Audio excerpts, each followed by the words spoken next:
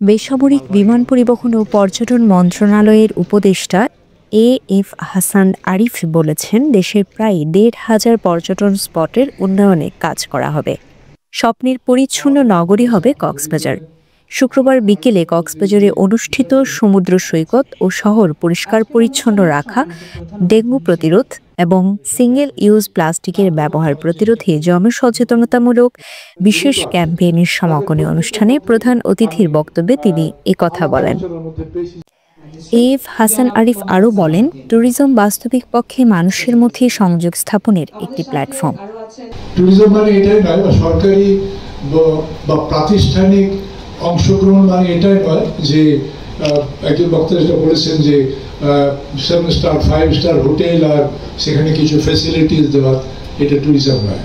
একটা গ্রামের কোনায় একটা গ্রামীণ চিত্র দেখার জন্য মানুষ আসে এবং সেখানে দেখার জন্য কক্সবাজারে আসে, রংপুর থেকে কক্সবাজারের মানুষ যায় রংপুরে।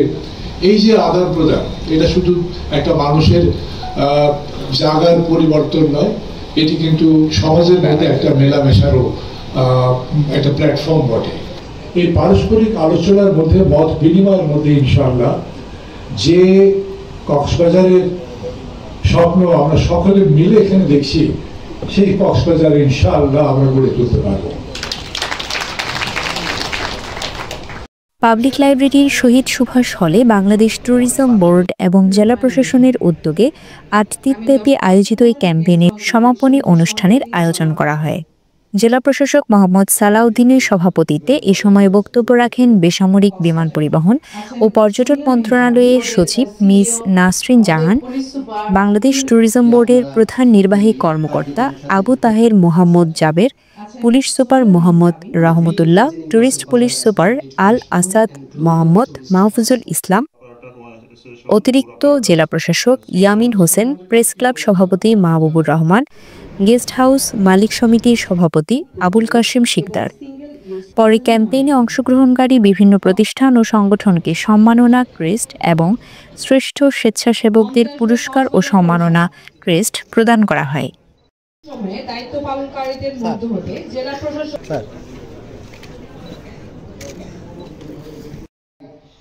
পৌরসভা, tourist police, UN volunteers Bangladesh এবং ইয়াসিডের সহযোগিতায় এই ক্যাম্পেইনে বিভিন্ন স্বেচ্ছাসেবী সংগঠনের ১৫০ জন স্বেচ্ছাসেবক ও বীজকর্মী অংশ নেয়। সভার শুরুতে জুলাই-আগস্ট ছাত্র জনতার আন্দোলনে শহীদদের স্মরণে ১ মিনিট নীরবতা পালন করা হয়। News desk, CCN.